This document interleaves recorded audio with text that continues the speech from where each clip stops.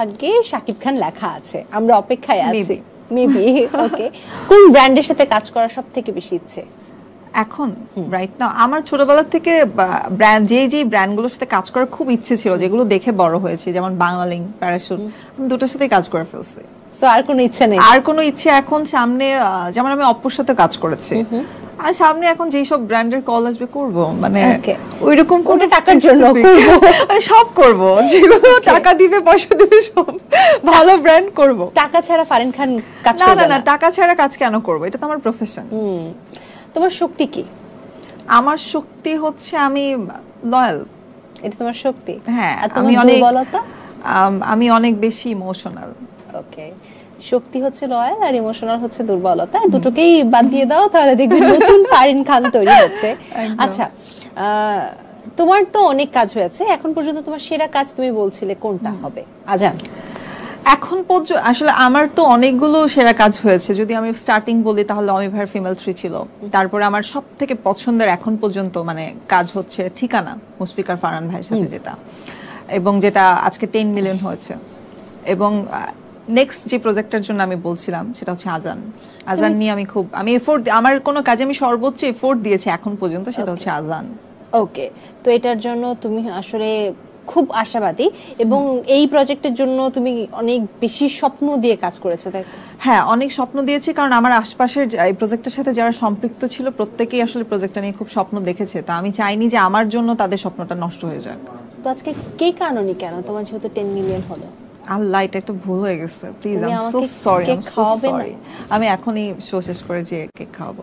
Show শেষ করে যদি আজকে আমাকেও কেক না খাইয়েছে, তোমরা প্লিজ একটা কেক অর্ডার করে দাও, আমি বিল পে করে দিচ্ছি, তাহলে ও খবর আছে। আচ্ছা দেখি, এবার পরের প্রশ্নে চলে যায়। তাসনিয়া ফারিন আর ফারিন খানের মধ্যে পার্থক্য কি? অনেক পার্থক্য। তাসনিয়া ফারিন একজন অন্য মানুষ, আমি আরেকজন মানুষ, অন্য মানুষ, এটাই তো বড় পার্থক্য। অবশ্যই এটা বড় পার্থক্য, নামও একটা পার্থক্য, ফেসের স্ট্রাকচারও একটা পার্থক্য, অনেক বড় পার্থক্য। অন্যান্য পার্থক্যের কথা বলো, গুণের পার্থক্য। গুণের পার্থক্য, আমি তার গুণ সম্পর্কে খুব অবগত না। অ্যাজ এ আর্টিস্টের যে গুণটা থাকা উচিত সেটা সম্পর্কে অবগত। She is very talented actress, এখন পর্যন্ত ইন্ডাস্ট্রির একজন মানে ভালো লাগার মতো একজন আর্টিস্ট। আমার নিজেরও তাকে খুব পছন্দ। আমিও চেষ্টা করব তার মতোই ভালো কাজ করার, এবং সে আমার সিনিয়র। কি কিউট কিউট কথা। কখনো বিপাকে পড়তে হয়েছে নামের মিলের জন্য? অনেকবার, এই এখনই বিপাকে পড়লাম তো মাত্র। আচ্ছা, কি ইন্টারেস্টিং বিপাকে পড়েছো? ইন্টারেস্টিং বিপাকে হচ্ছে যেমন অনেকবার কল এসেছে এরকম যে আপু কালকে কিন্তু সকাল 6টায় কল টাইম। এখন আমার কালকে সকালে শুটিংই না, আমি ভয় পেয়ে গেছি। সকালে কল টাইম, কিসের কল টাইম ভাই, কি হয়েছে বলেন তো, ডিটেল বলেন। তো তখন বলতেছে আপু আপনি তাসনিয়া ফারিন না? না, এরকম তো কিছু না। এবং আমার মনে হয় ফারিন আপু এটা ফেস করেছে হয়তো দুই একবার। ওকে, ইন্টারেস্টিং। যেমন আমারও একটা মজার অভিজ্ঞতা আছে। ইন্ডাস্ট্রিতে কোনো একজন শেফ আছেন তমা নামে। সো আমাকে যখন অন্য কোনো শেফ এখন কল দেয়, আমি বলি আমি রন্ধন শিল্পী তমা না, ধন্যবাদ। কারণ সেম নাম। আমার মনে হয় এরকম একটা বিপাকে সবাই পড়তে হয় সিমিলার নাম থাকলে। হ্যাঁ, একদম। তুমি কি হতে চাও, সেলিব্রিটি না অভিনেত্রী? অভিনেত্রী। তুমি তো সেলিব্রিটি হয়ে গেছো। আমি অভিনেত্রী হওয়ার চেষ্টায় আছি, আমি এখনো সেলিব্রিটি হইনি, তাহলে আমিও ভাইরাল থাকতাম। আচ্ছা, তোমাকে কিভাবে ভাইরাল করব একটা কথা বলে দাও। আমাকে ভাইরালই করো না প্লিজ। না, ভাইরাল করতে চাই। আচ্ছা, এবার একটা মজার সেগমেন্টে যাই।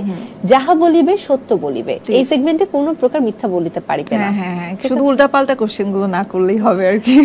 আমি যে প্রশ্ন করব তুমি চাইলে স্কিপ করতে পারবো না। স্কিপ করতে পারবা না। তুমি চাইলে সেটা তোমার বুদ্ধি দিয়ে উত্তর দিতে পারবে, কিন্তু সঠিক উত্তর দিতে হবে। থাকে না আমরা সময় আমরা পাজল করে দিই, উত্তরটা দিয়ে মানুষ বুঝে না, পরে বুঝে ও এটা বললো। তুমি দেখবো। ওকে, আমি ট্রাই করছি। কার বুদ্ধির জোর বেশি? তোমার নাকি আমার? তোমার নাকি ফারিন? তোমা ভার্সেস ফারিন হবে। চলো এবার, প্রেমের প্রস্তাব কতগুলো পেয়েছো? অনেক তো, প্রতিদিন পাই। সত্যি কথা, আমি ছোটবেলা থেকে একটা নায়িকা মুডে সবসময় ঘুরতাম। আমার স্কুল লাইফ প্রেম মানে প্রেমের প্রস্তাব দিয়ে ভরপুর। আমি প্রথম প্রেমের প্রপোজাল পেয়েছি তখন মনে হয় আমি কেজিতে পড়ি। কেজিতে? হ্যাঁ, মানে ছেলে আমাকে কেজিতে হচ্ছে আমরা প্রথম দেখবে যে বানানটা শিখতেছি, রাইট? এক্স্যাক্টলি। সো আমাকে একটা ছেলে, এখানে আমি ওইখানে তুমি, এরকম করে একটা চিঠি লিখেছিল। পরে সেই চিঠি আমার খালামণি পেয়ে যায়, মানে পেয়ে যায় বলতে আমাকে চিঠিটা দেওয়ার জন্য আমার পিছনে পিছনে আসছে। তো আমার খালামণিটা দূরের থেকে দেখেছে, দেখে এসে আমাকে বলতেছে কি হয়েছে। আমি কাঁদতেছিলাম, আচ্ছা, কেন? আমার খালামণি বলে বিকজ আমাকে চিঠি দিচ্ছেন, ভয় পেয়ে গেছি। ওকে, তুমি কেজিতে বুঝতে যে এটা চিঠি? হ্যাঁ, চিঠি কেন বুঝবো না ভাই, আমরা অনেক পাকনা জেনারেশন। তো আমার খালামণি বলছে কি হয়েছে, আমি বলছি সব থেকে বড় কথা চিঠিটা বড় কথা না, ছেলের অ্যাপ্রোচটাই ভয় পাওয়ার মতো ছিল। আচ্ছা, মানে ও খুব ফোর্স করতেছিল নিতেই হবে এটা তোমাকে। কেজিতে পড়া ছেলে? হ্যাঁ, এবং 3-4টা বন্ধু বান্ধব নিয়ে ওকে স্কুলের সামনে। তো দেন এবং সে এখন আমার একটা ফ্রেন্ডের হাজবেন্ড, শি নোজ এভরিথিং। সেই ফ্রেন্ডও কি কেজিতে পড়তে একসাথে? না না না, ওই ফ্রেন্ডটার সাথে আমার আবার হচ্ছে ফ্রেন্ডশিপ হয় অন্য একটা স্কুলে, যে পরবর্তীতে ওরা বিয়ে করে ফেলছে। মানে কি পরিমাণ মিল। তারপর আমার খালামণি দেখেন, আমার খালামণি এসে ওই ছেলেকে একদম জোরে সোরে একটা থাপ্পড় মেরে দেয়। কেজি ছেলেকে কিছু করেন না, আমার খালামণি সে খুব সিরিয়াস মানুষ ভাই, সে অনেক এগুলো খুবই মানে পছন্দ করে না। বিশ্বাস করো, আমার সামনে এটা হলে আমি আগে মাথা ঘুরে পড়ে যেতাম। এই ছেলে বুঝে কি মাত্র কেজিতে পড়ে? মানে না না, ছেলেটা কেজিতে ছিল না, আমি কেজিতে ছিলাম। ছেলে আমার সিনিয়র ছিল। কতটুকু? মেবি ও 3-4 এ পড়তো। ও তাহলে ঠিক আছে, আমি তো ভেবেছিলাম ছেলেটাও কেজিতে। না না না, ও আমার ক্লাসমেট ছিল না, ও আমার সিনিয়র ছিল। তাহলে ঠিক আছে, আরো বেশি হওয়া ছোটবেলা থেকে নায়িকা। আচ্ছা, জীবনে কতগুলো প্রেম করেছো? জীবনে আমি একদম যদি বলি প্রেম করেছি, প্রেম